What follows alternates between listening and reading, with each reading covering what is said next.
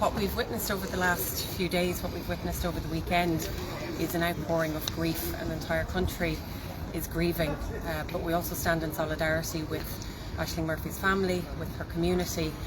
We also stand in solidarity with every woman who has been a victim or is a victim of domestic and sexual violence or abuse. And if any glimmer of light is to come from these awful events this week, is that as a community and as a society we now stand together and demand zero tolerance of violence against women.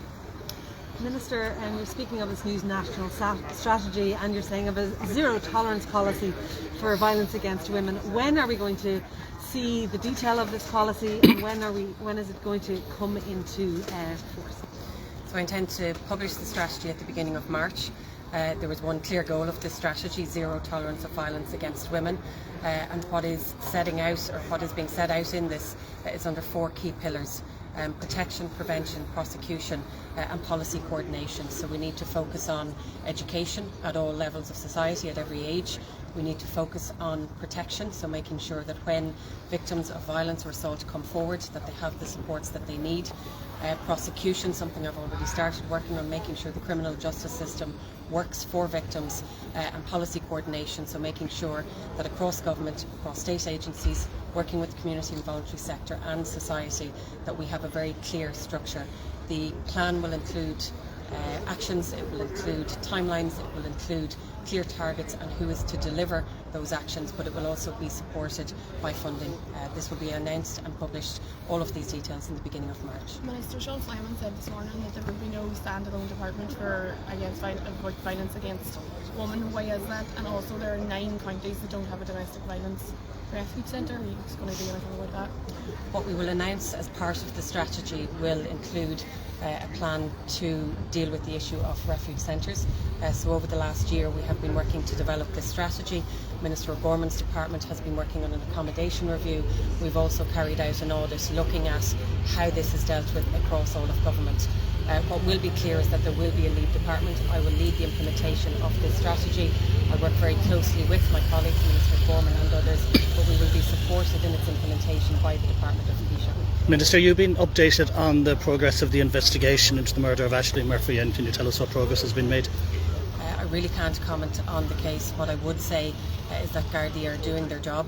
They are carrying out the investigation, and while it might not seem like it, if anybody has any further information at this stage, again, no matter how small they might feel it is, to please do come forward, as the investigation is still ongoing. Minister, can I just ask, there was a story in the Mail on Sunday today that all ministers are now to get Garda drivers. Is there a concern about politicians' safety? Is that why we're seeing more Garda drivers being deployed? What we have and what I have is a report from the gardaí. The report has not been brought to Cabinet yet, so until it's brought to Cabinet, I'm not going to comment on it any further. Minister, you mentioned in your own article today in some Independent about schools, and the Taoiseach mentioned about schools.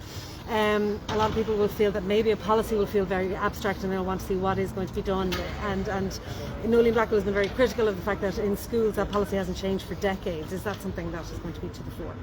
Education will be absolutely key and will be a key element of the new strategy on domestic, sexual and gender-based violence. It's a key element of my own strategy, supporting the victim's journey, looking at the criminal justice system, educating everyone from our young people to those who come in contact with victims, but educating all of society.